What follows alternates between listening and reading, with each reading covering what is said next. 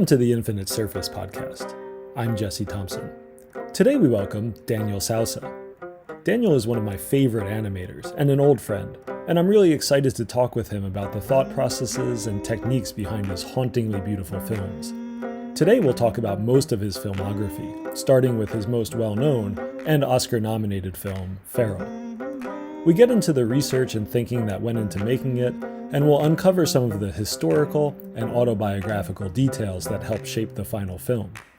We'll also discuss his most recent film, Kapaemahu, that brings to life the sacred story of the Hawaiian Mahu, legendary multi-gendered figures that brought their incredible healing powers to the Hawaiian Islands. Their story has been recently uncovered, along with the seaside boulders that are said to contain their spirits. The story is inspiring, and the animation is as thoughtful and elegant as any Daniel has made. On another note, I'd like to apologize in advance for the quality of the audio in this interview, especially from my end. Among the many technical difficulties of producing these episodes, this particular interview is a casualty of terrible audio quality. So if you can manage to suffer through, you'll have my thanks, and you'll be rewarded with Daniel's terrific insights into his work. So without further ado, welcome, Daniel SOUSA. Okay, welcome to the Infinite Surface podcast, Daniel SOUSA. Glad to be here. Thank you. Thanks for having me. Sure thing. I'm in honor of seeing you from all the way across the world. I'm wearing my white electric shirt, which is a Providence. That's right. Yeah. Shop shirt. I think the last time we met in Providence, though, we met at Coffee Exchange, right? So. Yeah, that's right. Other side of town. Yeah, I don't have a Coffee Exchange shirt, so I had to use my white electric. But this is a premier coffee shop in Providence, so I thought I would give it a shout out. Been there a couple of times myself, but yeah, that's okay. So Dan, everybody's excited to hear about what you're working on, but I wanted to start by talking with you a little bit about a film that you made about 12 years ago called Feral. If I'm not mistaken, I guess maybe it's fair to call that kind of like a touchstone in your career. That was a well-recognized, well-circulated film, and really aesthetically powerful. And when I think Dan SOUSA, that's the film that I think of. And I know you're working on a lot of stuff since. It's been 12 years ago. But I'm wondering, 12 years later, how are you thinking about Feral now? It's strange. It doesn't feel like it's that long ago. It's still very much at the forefront of kind of my creative life and the kind of conversations that I have with people. And I think with that film, and as with a lot of films that I make as well, it's never really over when I finish it, because it's kind of like an ongoing conversation. Mm-hmm. One film kind of leads to another and leads to another, and there's always ideas that pop up in the process of making a film that you kind of want to follow up on, and maybe they're not appropriate for that specific film, but then you kind of save them for later, and it's a way to kind of leapfrog from one project to another. There's things about my previous film, Fable, prior to Feral, that kind of bled into Feral. And likewise, I think there's elements of Feral that are still kind of percolating, and things that I'm still thinking about, and then may lead to another project as well. So it's never, I guess it is kind of a touchstone, like you said, but I don't feel it like it's a closed chapter. It's just part of a big continuum. Right. Yeah. And that's interesting you mentioned Fable too, because, as I was going through your filmography, or anyway, your Vimeo page, I was thinking that even with your newest film, which is pronounced Kapaemahu, is that right? Kapaemahu. Kapaemahu. Very close. I'm trying my best. But that and actually even a lot of the Discovery Channel work that you've been doing, almost all of them have this theme running throughout them that is about transition or morphing or something between the relationship between the spirit world and the human world or something like that. Fable certainly has that, as you have a character that's literally changing back and forth between the sort of hawk character and the human character, right? And then in Feral, you have this transition between the completely wild character, right, the boy that was raised by wolves, and then having to transition into the world of civilization, if you will, right? If that sums it up. So is that like a major theme for you? Is that what you're after normally when you're writing or when you're looking for stories? Yeah, I mean that's one way to look at it. The transition between two spaces. But I never thought of it necessarily as a transformation between two different states of being, so much as just a kind of the tension that exists in all of us between a kind of internal and an external space, or a kind of spiritual and a physical space. That these are things that are always kind of, some see it as struggling with one another, some see it as creating a kind of balance, but it's something that I've always been trying to kind of put a pin on, that ever since I can remember, ever since, as a child, always being very aware that there are two separate kind of realms, one that's kind of inside me and one that's external. Yeah. And, so are these kind of autobiographical in a way? Like, is that something that you, I mean, not to get too personal, but is that something that you yourself feel in your personal life that's reflected in these, or is it just I think if you're creating anything that's honest, you can't help but be personal in some way. And I wouldn't say that it's autobiographical, but it is something that's maybe universal, or I try to look at myself internally, at my own thought process, or my own kind of my own inner searching for ideas and for a way to kind of to express myself, I guess. But in doing that, I have faith that that's how you connect with other people, because in a way we're all the same. And there's a kind of a universality in the specific. Right. So by going really, really specific into my own life, I can maybe bridge a gap with other people. Yeah.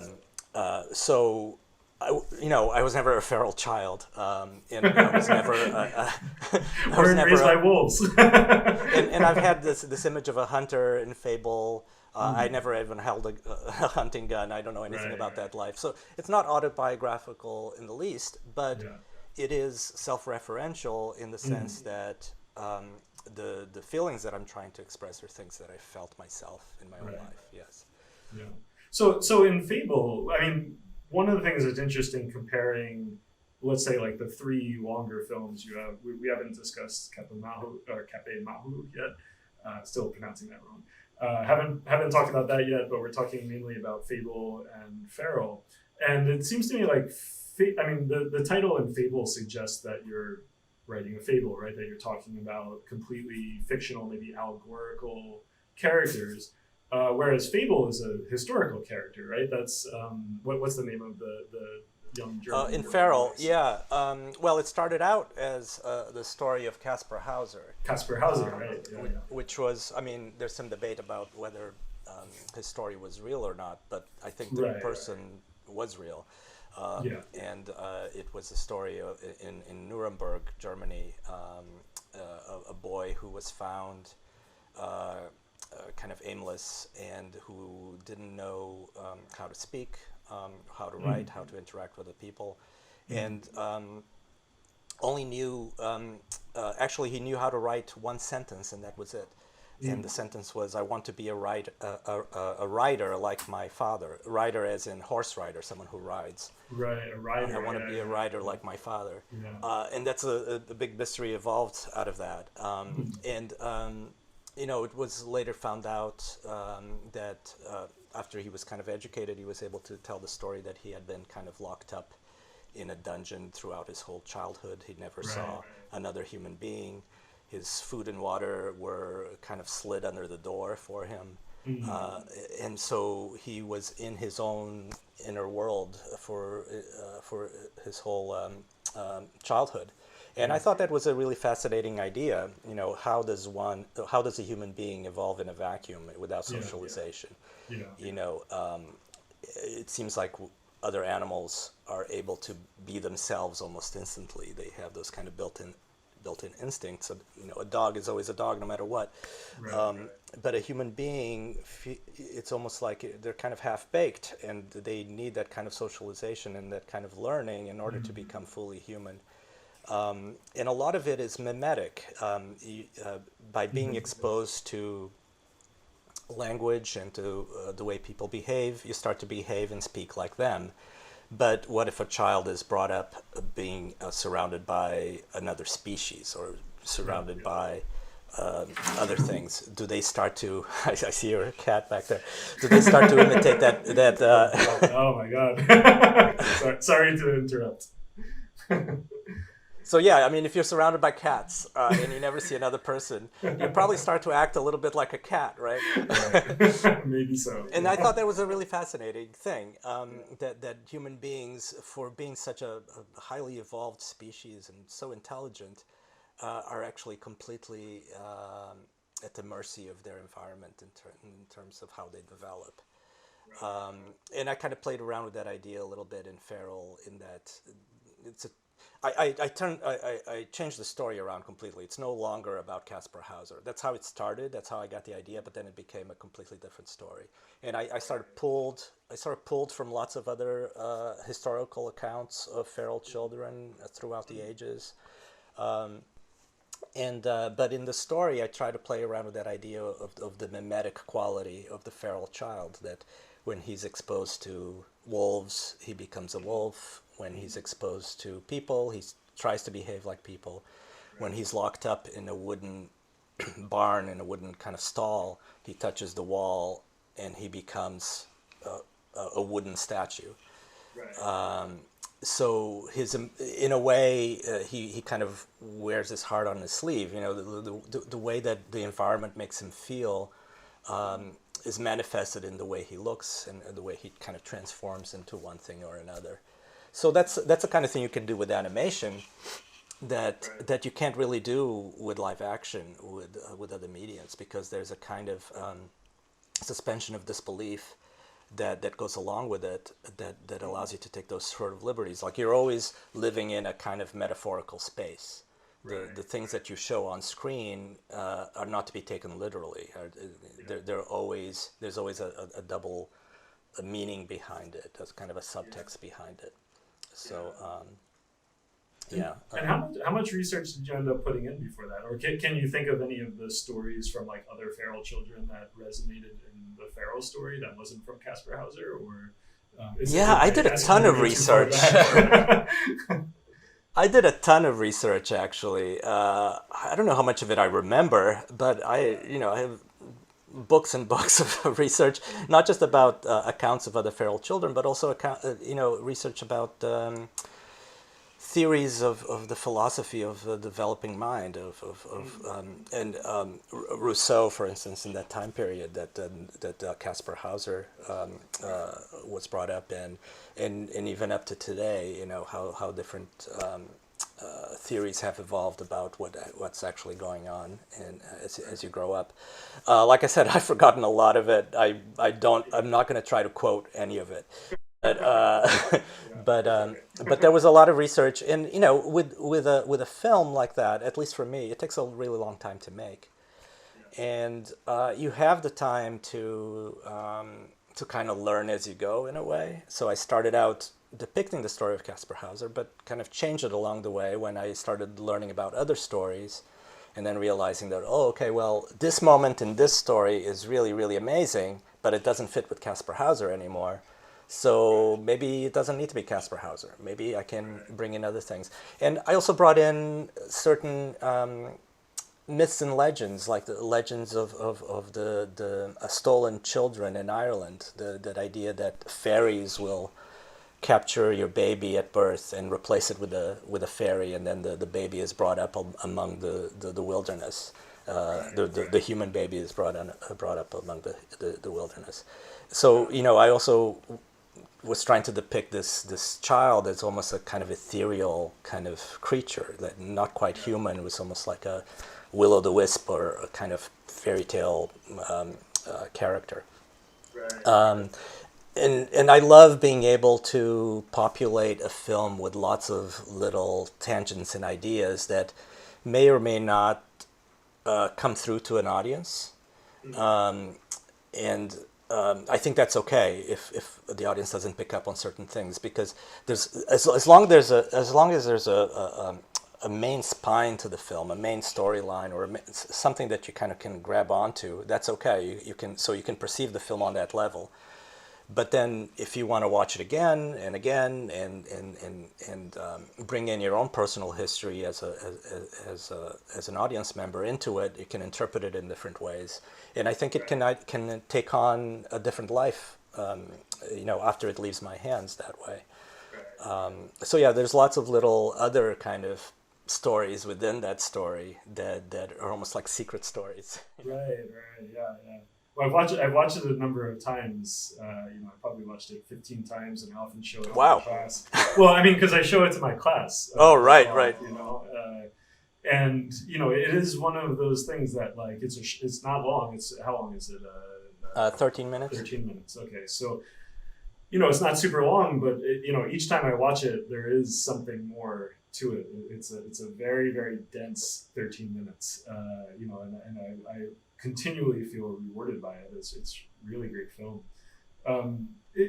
Moving it away from the historical document of Kaspar Hauser, because I remember talking to you about this years ago, and I've always been a big Werner Herzog fan, and he has a film about called The Enigma of Kaspar Hauser, right? Or it's called Every Man for Himself and God Against All, in like a different version.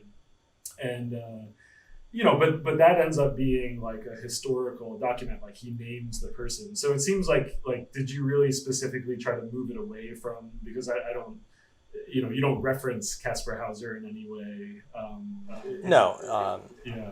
It's absolutely not the Kaspar Hauser story Right. anymore. Right. It's not even the right time period, or it doesn't look like that. It's completely different.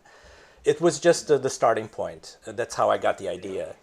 But then, and that's how I was able to raise a little bit of funding for it as well. But then it became something completely different. Yeah. And that's oh, sorry, go ahead. Another thing, when I was talking about like how it has layers of meaning, before I made Feral, I made a couple of other little films that were just 1 minute long. Yeah. One was called The Windmill, and one was called Drift. Mm-hmm. And those films were just short little, more abstract kind of studies of movement. Yeah. And The Windmill specifically had introduced some ideas that I then later developed further in Feral. One of which was the main idea in The Windmill was that there was this abandoned building, this kind of cylinder that was sitting on top of a hill. Mm-hmm.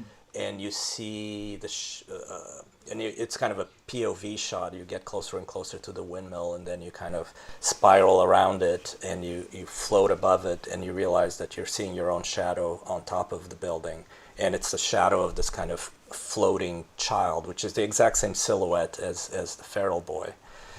And that windmill, that building, is a real building from my own childhood. It's I grew up in Portugal. Okay. In a town called Linda Velha, and it was kind of at the edge of the woods. So there's kind of, Lisbon is very urban, lots going on, but then right at the edge there's woods. And I kind of lived in this kind of, going back to that idea of this kind of liminal space, I lived between two worlds, right? Yeah. And this little windmill was right at the edge, and I would go there from time to time just to kind of be by myself and to kind of climb up to there was a spiral staircase, and I would go right up to the top and look out to the forest. And it was a way to kind of get away from everything and to feel connected to nature and so on. So, when you ask if it's autobiographical, exactly. No, it's not autobiographical, but there's elements that are. Yes. Yeah, and that's so interesting. I mean, it's the way in which you stitch together a narrative that reflects like an entire lifetime of paying attention to things that have heavy metaphorical meaning. or autobiographical in this case, but also metaphorical, right? Yeah. And so that windmill, I'm guessing, is the same windmill that shows up in the first opening sequence of Feral, right? Yeah.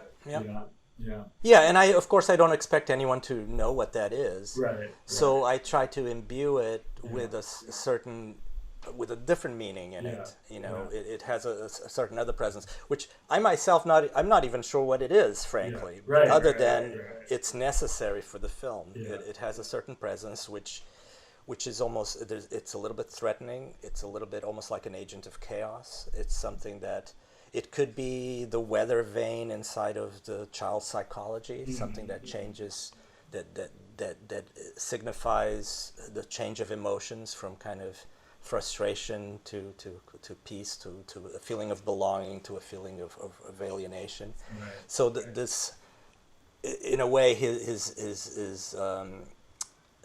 his inner mind is given form, is given concrete form through this visual manifestation of the windmill. Yeah, it's a really beautiful thing, and I love the way you're discussing that, because I think artworks that for me have the most power are ones that I never conclude, that I never figure out, that maybe bother me is not the right word, but that continue to stimulate me or to kind of aggravate thought, and so that I think there's many moments in a film like Feral, and basically all the artwork that I like, regardless of the genre or medium, where I just don't know, and sometimes I never want to know, and it's kind of interesting, like something like this windmill.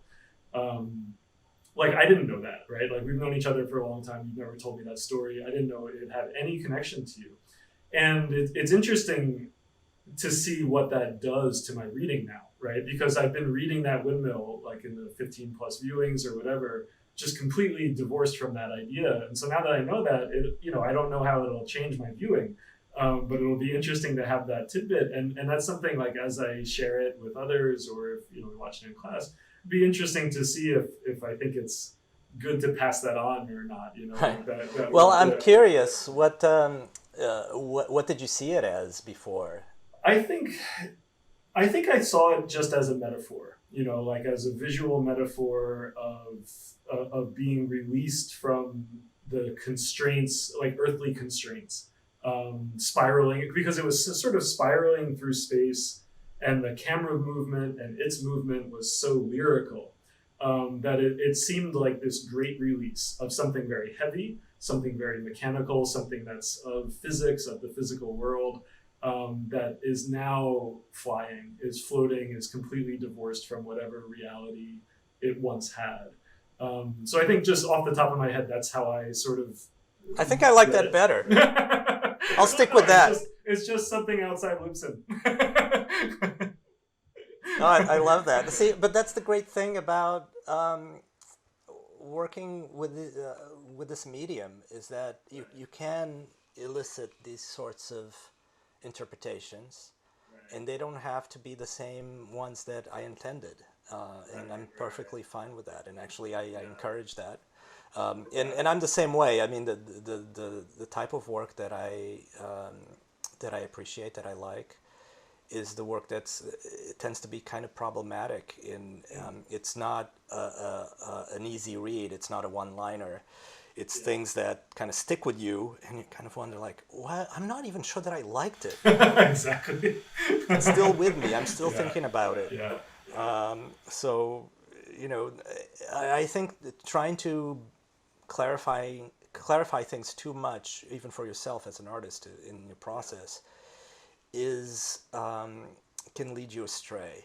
I think you can leave that to the critics. They can analyze the work and figure out exactly what you meant to do, and not to say that you don't have an editing eye, or you're completely thoughtless while you're working, but I think there's a little bit of elbow room. I think you need to kind of have an intention. You need to know what you're doing, but you also need to allow some room to breathe while you're creating, for other things to kind of influence the work, so that it can become more multi-dimensional, so that it has, if nothing else, it's more interesting. So let's back up a little bit, because I think one thing that's really interesting is, especially with a film like this, I think, if I'm not mistaken, it took you about 5 years to make it. Is that right? Something like that, yeah. Yeah, and while that might not have been exactly 8 hours a day during that whole 5 years, it was plenty of it. You know? And so I think a lot of people have questions that are just like, well, how do you dig out the time? And you mentioned that you got some funding for it, which I believe was a Creative Capital grant. Is that right? Is that right? It was one of the sources. I also got some funding from LEF and also some from the Rhode Island State Council on the Arts. Okay, what is LEF? LEF, it doesn't fund fictional films anymore, but at the time it was funding a lot of stuff. Yeah. And right now it just funds documentaries. But yeah, so it, and also to your comment about how long it took, just to put things into perspective, I also got a residency through McDowell. Right. To spend 5 weeks there by myself in a little cottage, just working away. Yeah. And in 5 weeks, I made the last third of the film. Right. 1/3 of the film. So it took 5 weeks to make 1/3 of the film. Yeah. So the time was definitely, it wasn't a one-to-one thing. Right. And I was working almost full time on other projects. Yeah. Every once in a while there would be a gap between projects, and I would devote that time to the film. I was teaching as well. Yeah. And there were a lot of false starts, a lot of reworkings of things that I had already made, and a lot of just conceptualizing and storyboarding and just kind of trying to find the shape of the film through it all. And one thing that always resonates with me, we had a discussion about Farrell a bunch of years ago, maybe 7 years ago or so. And you had mentioned that by the time you got to the end of Farrell, your sort of personal aesthetics had changed. So when you look back at the beginning, you felt like there was kind of a mismatch. And I think, I never read that. I mean, in my viewings of it, I never think like, oh, that's what he's talking about. It's very hard for me to understand what you mean. But can you talk a little bit about that, or what that was like for you to just have it bridge that amount of time? Yeah, and that's part of why it took so long, is because I had to redo a lot of stuff that I had done at the beginning in order for it to match. Yeah. So there is no mismatch to right. the audience, but there was to me in various versions of the work in progress. Right. But that's always a problem you have with long projects, is that you have this initial spark of an idea of something you want to do, and throughout the time that you're making it, you have to keep that spark alive somehow, so that for an audience, they're going to watch it in just 13 minutes. That's how long it's going to take in their own minds. That idea needs to happen in 13 minutes. So it's really difficult to keep that spark alive throughout the process, and you just need to be really focused. And if you're a different person by the time you finish making the film than you were when you started, so your tastes change, and so a lot of what I ended up having to do is kind of revisiting some of those early scenes and saying, well, does this still fit? It's a lot of what that expression, you gotta kill your babies. Like the things that the first few scenes that I worked on that that really got me excited about making this film, I tried to hang on to them for as long as I could, and then realized towards the end that they were no longer appropriate, and I had to just edit them out. And did that happen with Fable as well, or was that something? Oh yeah. It happens with every project. Even with small projects. I mean, I think it happens with any kind of creative process. Even if I'm making a painting that takes 2 hours to make, you start with a couple of brush strokes. And you have to let them go, some searching, and then you refine, and you chisel away, and you move things around, and maybe there's a kind of a passage or gesture that you really loved, Yeah. and by itself was beautiful, but then it no longer fits in the context of the painting. Maybe it Yeah. just needs to move like an inch to the left. Yeah. Yeah. But you can't do that again. You can't go back. You can't Exactly. duplicate that same brushstroke. Oh, maybe if you're in Photoshop, you Right. can. Yeah. Right. True. But with any kind of like physical work, you do have to kind of sacrifice a lot of that stuff. Right. Right. So can you bring us through a little bit of the process you went through? And the reason I want to revisit this a little bit about Feral is because I'm wondering how this translates into the new film that you just finished. So can you just go through with us a little bit the process that you used to make Feral? I think going back 12 years is probably quite different than what would be available to us presently. So I'm just wondering how your process has evolved into what you're working on now. So in Feral, how are you going from A to Z? You mean the actual the animation drawings? part. Yeah. I did most of the animation in Flash, which I guess is called Adobe Animate now. And everyone's familiar with how Flash looks. It's like really flat vector shapes that don't have a lot of life to them. They're just kind of very graphic. But the great thing about it is that you can work very quickly, and you get this kind of instant feedback. You can test your motion instantly. And I'm coming from, this is going to date me a little bit, but I'm coming from a background of drawing on paper on light tables, shooting on film, waiting for the film to get back from the lab, editing on a Steenbeck table, splicing film together. And that was my process all the way back to my first film, Minotaur.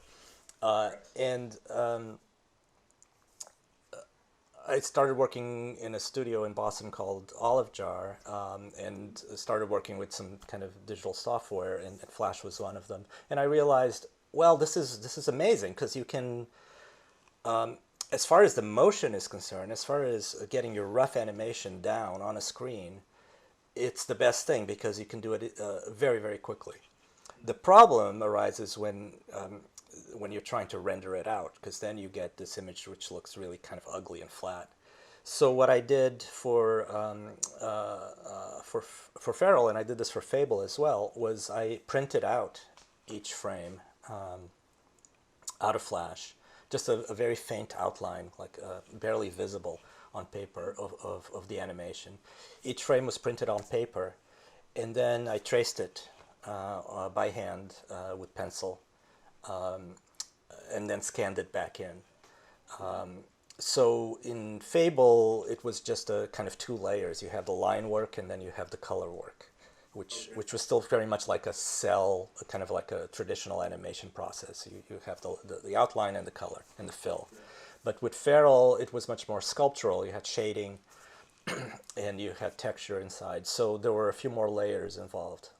But when I was tracing the sheets of paper, I would trace a silhouette, just kind of just the shape of the character, and that would be one pass. And the second pass would be just a shadow pass, because most characters really just have kind of light on one side, shadow on the other. So it would just be a silhouette of that shadow. And then once I scanned that into the computer, brought it into After Effects, and I composited those two layers together, and the shadow pass would kind of get clipped and trimmed by the silhouette pass. And I would fill all of that with a texture loop, and that was the painted part. That was something that I just got some acrylic paint on illustration board and just created an interesting texture with paint, and scanned it in like 5 different times, 5 different versions of that same texture, and created a loop out of that. And then used that loop to populate all of these composites, all these masked out composites of the characters. And the backgrounds were also painted. They were painted acrylic on board. It's scanned in. Then in After Effects, I applied other things like particle effects and atmosphere effects and things like that to bring it all together. So it was kind of a half digital, half analog kind of process. Yeah. And I wouldn't do that the same way again. It was very time consuming. At this point, I'm working almost completely digitally. As far as the animation is concerned, the backgrounds I might still paint them because they stay on screen for a long time, and you do Yeah. kind of need that tactile quality from them. Yeah. But as far as the animation is concerned, I think Photoshop has evolved enough to this point where you can get some brushes that look really beautiful. And I would still do the animation in Flash, but then trace it, instead of tracing it on paper, I'm tracing it in Photoshop, and the rest of the process is the same. Ah, that's interesting. So, if we can move to your most recent film, which is Kapaemahu. Kapaemahu. Never gonna get that right. So It took me a while as well. yeah. So this is something you didn't write it, right? This is different from Fable, in that Fable you brought from concept to finish all the way singly. But this film you were brought on basically as the animator. Is that the case? Yeah, kind of. It was a very collaborative process where I ended up wearing a lot of different hats. But basically, it originated with Hina Lemoana's idea of telling this story, which is really her story of her people, and bringing it to a wider audience. And she brought in Dean Hamer and Joe Wilson as collaborators, who were kind of longtime collaborators with her with other films and documentary films, and they're documentary filmmakers.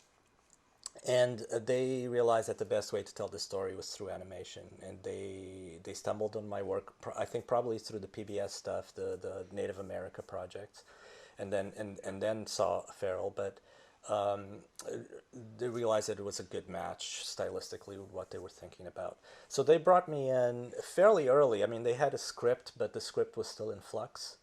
And I was honored that they brought me in that early, because I was able to kind of help guide the script a little bit, and I was able to introduce some characters that weren't there even in the original script. Yeah. And then from that point on, we worked on a storyboard. I made a storyboard. I made an animatic, where I determined the pacing of the film. They provided some temporary narration that I could use to kind of structure the film. And while I was working on the animatic, I also provided some style frames, just basic illustrations of the final look of the film. And this is something that kind of for pivotal moments in the film, like 5 different style frames of the key scenes. So they could get a sense of what it was going to look like.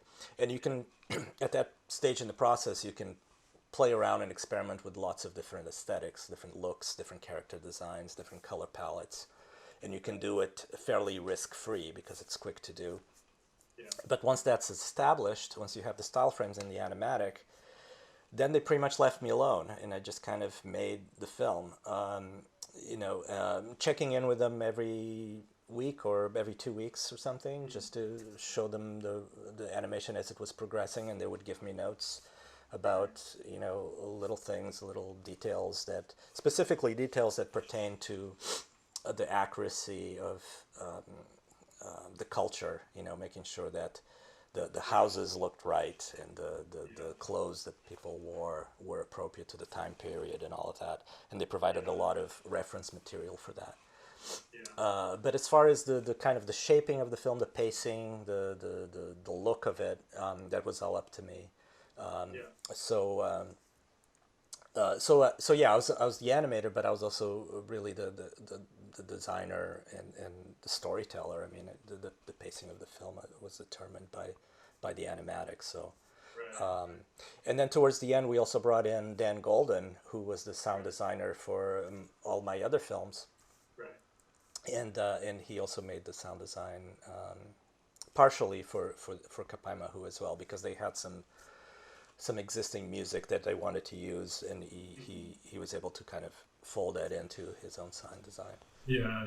Were they did they kind of understand that two Dans work together as a team? Like when you came in, was that part of the agreement? Like you're like, I always work with this, sound designer, or was that something that you had to negotiate? Or Yeah, I mean, I suggested that they should bring him in because I thought he would do a great job. So they did. I don't for commissioned work. I don't always work with him, but every chance I have to bring him in, I do, because I think he does amazing work. And for the vast majority of the process, he wasn't involved. He just kind of came in at the end when I was finished to then provide the soundtrack for it. So it's not like we were really collaborating necessarily. Right.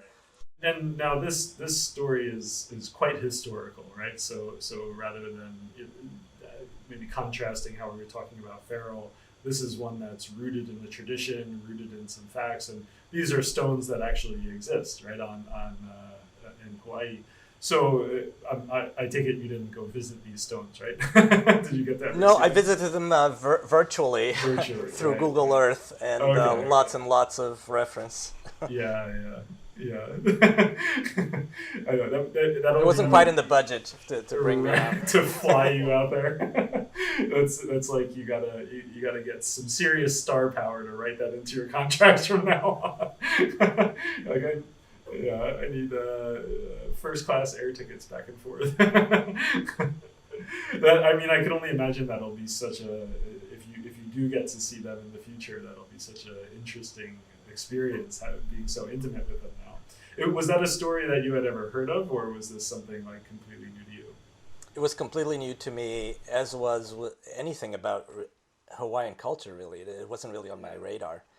Yeah. So it was quite an education for me to learn about these customs and the artistic traditions and but the landscapes but specifically the story. So I thought the story was great, and how it also, not just that it kind of legitimizes a part of Native Hawaiian history, but also that it brings out this tradition of the mahu, the kind of genderless or both male and female in the same body idea, which is such a taboo thing, but in Hawaiian culture throughout the ages has always had a place. Yeah. It wasn't always kind of looked down on, and these people were, whether they were mythical, made up or not, the legend of these people were kind of revered. These four individuals. And just a quick recap of the story is that there were these four almost godlike individuals who traveled to Hawaii, and they were mahu, which meant they were both male and female, and they were magical healers, and they each had a special powers of healing, and they shared with the people their power, their knowledge, and taught them how to heal. And after some time of living with them, they disappeared during this kind of ceremony, and their life spirit was transferred to these rocks. And the rocks stayed in Waikiki Beach for 700 years, and over time they kind of got covered up and forgotten about. And it wasn't until fairly recently that they were unearthed again and given a little bit of kind of exposure. They're right there on Waikiki Beach, and there's a little plaque on them. But even though they're kind of on display now, the story itself is still not very well known. And the fact that these healers were mahu, or transgender, wasn't really talked about. So that's what the filmmakers wanted to kind of bring out to a wider audience again. Yeah. And in the film, it mentions that the rocks were actually covered by a bowling alley at some point. Yeah. So that's and how did that work? They just built over it, right? They just built right over it. Yeah. Built over it. That's amazing. And so at that point, I don't know if you know this much of the history, but at that point, were they just completely forgotten, or it wasn't until the bowling alley was destroyed that people were like, oh yeah, there are those rocks? Or do you know anything? Yeah, actually, I'm not clear on how they were unearthed again. Yeah. Yeah, I'm actually not clear on that, so I'm not going to put my foot in my mouth and try to make up something I don't know about. That's a tough question. I can just ask you like real quick. I'm not the expert. Like I said, it's not my story. I'm not the expert on that, and I learned a lot about it. But yeah, Such an interesting story, and just as lyrical as anything that you've done. And talking a little bit about these, you mentioned PBS, right? This is the Tigerland series and a couple other shorter animations you've been working on. The Sacred Stories for the Native America series as well, which was produced through Providence Pictures, which was great to work with local people. They produced the whole series, and they brought in Hand Crank Film, which was basically Brian Papsiak and myself and Dylan Hayes and a couple of other people to provide the animation for it. It was 4 episodes, 1 hour each, documentaries about all of Native America, not just inside the United States, but South America and Canada as well, different tribes, and how there were connections between them even before there was modern communication, and somehow there was this kind of network.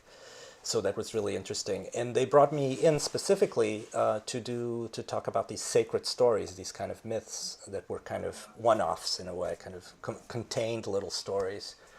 And that was great to be able to kind of, not just to kind of provide my own aesthetic to it, but also to be able to tell a story kind of from start to finish, even if it's just like a 1 minute long thing. So, and I feel like you got so interestingly abstract in a few of those, even more, a little bit more experimental almost than we get in Feral or Fable or something like that. Were they eager to work with you in that way, or was that something that you brought in and sort of pitched to them, or? Yeah, they were very eager to do it, especially Tigerland, which was a separate project. They would really push the abstract element of it. Yeah. And I think that's appropriate for documentary work. And I think it's appropriate even, before I got into animation even, I was more of an illustration. That was kind of my field. And I think it's really appropriate for work that works in tandem with exposition. So if you have, with illustration, you usually have text, you have a narrative, and that's where you get the information. And then which means it really frees up the imagery to take liberties. The imagery doesn't need to be redundant. It doesn't need to say the same thing that the text is saying. It can be a lot more expressive and abstract and evoke things that the text maybe suggests, but it doesn't have to be literally a copy of it. And I think it's the same with this kind of documentary work, where the documentary is it's talking about the facts, which sometimes can be kind of dry and uninteresting, but then you can provide a backdrop to that with the visual work, which makes it a great kind of union between those two. And with my own films, you don't have it's actually kind of paradoxical in a way. I can't rely on exposition with my personal work, so I have to be more literal with personal work than I do with the commissioned work. So that's a good question now, because you've just finished this big how long did it take you to get through the process of making Kapaemahu? That was about 7 months. Okay. And relatively I short. A while ago. That was already like a couple of years ago. Okay. And so moving past that, what are you working on now, or what are you looking for now? I was working with another Hawaiian director actually for a bit. It's a project that's still ongoing. It's kind of on hiatus right now, but we did do a finished animatic, and hopefully we'll get back on that soon to actually create the animation. But that's on hold, and just doing kind of very anonymous sort of commissioned work for different commercial companies Yeah. that don't. I do a lot of. I mean, that's what pays the bills. A lot of work that's kind of explainers and things like that that are just kind of really dry and uninteresting and Okay, so for companies, yeah. okay. So those aren't your passion projects. No, no. Yeah. So if you have this kind of like bulk of commission work, are you starting to generate thoughts about what your next film might be, or where are you at in the process of this? How it is that you might. Because that's the way I kind of see your career, is you have these kind of two aspects to it, right? Like you have these personal projects, and you find time for them however you find time for them in between this kind of commission work. Some of the commission work seems to resonate more. I mean, it seems in some ways, have you become the kind of like teller of myths and mythical stories and things like that? You seem to have a kind of niche here in a way. Yeah, which is actually interesting that you bring that up, because it's another result of the success that Feral had, or the exposure that it had. Because up until that point, my career was definitely like a two-sided thing. I did cartoons for money, and then I did my personal work for zero money, and never the twain shall meet. After Feral, I started getting work that looked more like my personal work, where they wanted not just my hand to animate things, but also my design sensibility and the look and kind of texture and atmosphere of my personal work. So I would say that at this point my career is actually on 3 different paths instead of 2. So I'm still doing the commercial work because that's still what pays the best. That's still it's the easiest thing to do, and it's also the most lucrative. And also I enjoy it. It's kind of fun to do bouncy cartoons. It's kind of, it's not something that's kind of like a toil or something. It's like, oh my God, what am I doing in my life? It's more like, oh, cool, I get to do a cartoon. And I don't have to think about all this heavy stuff. And then there's the personal work, which is very complicated in terms of my emotions. It's something that it is infinitely rewarding and infinitely soul-sucking at the same time.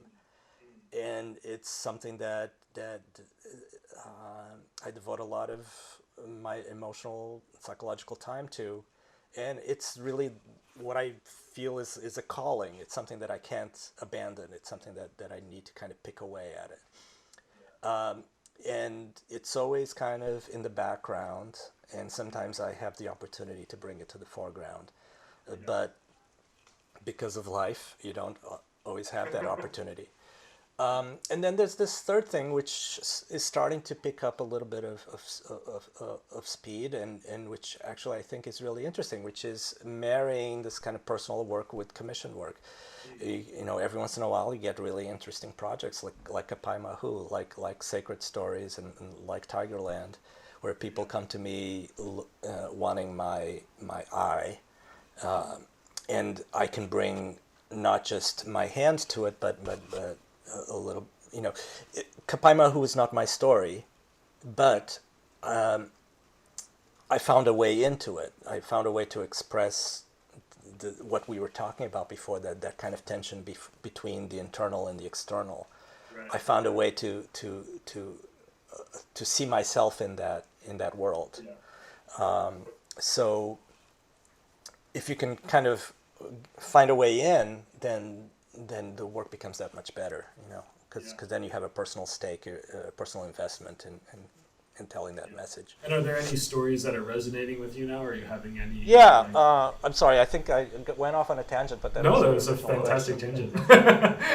Tangents are encouraged. There certainly are. There's some stories. So there's 2 things that I'm kind of working on at the moment. One is something that I had started a while ago and kind of never went anywhere, which was basically, I was running out of ideas. I didn't know what to do, and I thought, okay, why don't I just whenever I listen to music, I get all this imagery in my head, right? And it just kind of flows so naturally. So maybe I'll just make a music video. So I found a song that I really liked, and I started just making a music video for it. Without any, it was just kind of closet art, right? With no intention of showing it to anyone. It's just for myself. And the idea was that, okay, I'll let the music dictate the plot of this thing, or if not the plot, it's at least the structure of this thing, because I love how music mirrors, or kind of any art form in a way, kind of has mirrors the structure of film, or mirrors the structure of writing, or even of life. It's kind of like the hero's journey in a way, that there's an arc to it, there's kind of a midpoint, there's kind of a bridge in music. There might be a chorus, and there's a climax, so the music provided that structure, and I just had to kind of populate it with my imagery. And the idea was that the music was almost like little training wheels, where it would allow me to ride the bike, but then once I got the momentum going, then I could take the wheels off. And I'm not going to use this music because it's I never got in touch with the musician, and I don't have the rights for it. So I'm just going to drop the music, and I'm going to replace it with a new soundtrack after the movie's finished. So that was the idea. It never kind of panned out, and it's like halfway done, but I still really like some of the shots in it. So what I decided to do is start thinking of the shots as kind of standalone little scenes, or little loops. They're like 30-second little loops that I can just start putting out on social media or something. As just like on a weekly basis, or maybe on a bi-weekly basis, just put out a new scene. So I'm working on that right now with Dan Golden, about coming up with some musical kind of moments that go along with the visuals. And that's the other thing too, because these scenes are kind of standalone, a little bit more abstract. They don't need the sound doesn't need to match up exactly. It doesn't need to be like sound effects. Dan has a lot more freedom now to also make whatever he wants to go along with it. So that's one thing I'm working on. And then in the back burner is a much more ambitious project, which may or may not be a feature. I'm not sure where it's going. Or a feature that's kind of compiled of, it's almost like an anthology, like short little films that speak to one another, but are not the same story, that have kind of a common thread running through them, a common theme, but I can either put them out as separate films or as one big film. Right. Yeah. Right. So and it has something to do with regret. Okay. It's a general theme. It's a very, very general theme, but it allows a lot of room to explore things. There's a lot of things that are going into it, including quantum physics. Oh, okay. That was a surprise. Yeah. Isn't it always? Yeah. Well, committing to a feature film that is animated yourself sounds like regret. I like a few of the people that I've interviewed have sort of echoed this thing where they're like, I'm kind of working on something that may or may not take up 100% of my time for the next 15 years. It's like, okay. Yeah, I feel that way too. I have that project also. Yeah, well, it's okay. I mean, if you got to do something with your time. Yeah. It's important to be ambitious. It's very important. But hopefully it won't take that long. Like what I said before, like Feral took 5 years to make, but it really only took 5 weeks to make 1/3 of it. Right. And hopefully, if I can get my act together, I'm actually a really fast worker. If I know what I want. And once I get into that groove and that kind of momentum, I think I can do it in less than 5 years. Yeah. And is this something you're just spending catch can time on, or are you dedicating? Yeah. Yeah. And whenever there's a gap between freelance projects, I try to chip away at it. And how does that work for you? Like, do you miss it, or do you like, when you come back to it, it just feels natural to slide into it, or Oh, it's horrible. Yeah, it's being away from it? projects like this require a lot of momentum, require a lot of kind of getting into that headspace and into that groove. And the freelance projects interrupt that momentum quite a bit. They're good and bad. I mean, they're good in the sense that it allows me to build up that kind of potential energy. Like, I really can't wait to get back to it, and I can formulate some ideas in the background and write them down, and then there's something that kind of is kind of ready to go as soon as I have the time. So that's the good part of it. The bad part of it is once I do have that time, then it's almost like reinventing the wheel. You kind of have to retrain myself on how to do it, how to rack my brain over to this other form of making, a new kind of daily routine, and readjust, and kind of the speed is different than in commercial projects. So it takes a lot of time to kind of reacclimate to that, and sometimes by the time you finally do, there's another project. They start knocking on the phone rings. It's like, oh man, I have to do this other thing now. Yeah, and it's not so easy to go off to a 6-week residency with. I believe you have a 6-year-old daughter, right? So not anymore. Not with a mortgage and a family. No. So the tax man starts knocking. Yeah, right. Well, that's interesting. I mean, I think I can't wait to see some of that. I mean, it sounds fascinating. Just even at just a few little bits of teaser that you gave us. Having seen your work before, I can't wait to see it. Well, those little scenes that I'm working on with Dan Golden will hopefully start making their way online fairly soon. The feature. Don't hold your breath. Yeah. I feel like I've seen a music, like something like Lots of Things Falling a few years ago, right? I think I've seen a video by an animation that you made just to music, like a kind of experimental thing, or am I wrong about that? Just the way you're describing it, it sounds like Drift, which Maybe is one of the short films that I made before Feral. Maybe so. Like Leaves Falling. Yeah, I think so. Yeah. Okay, well maybe so. Which is, I guess, it's kind of like a music video for Dan Golden's music. Right. Okay.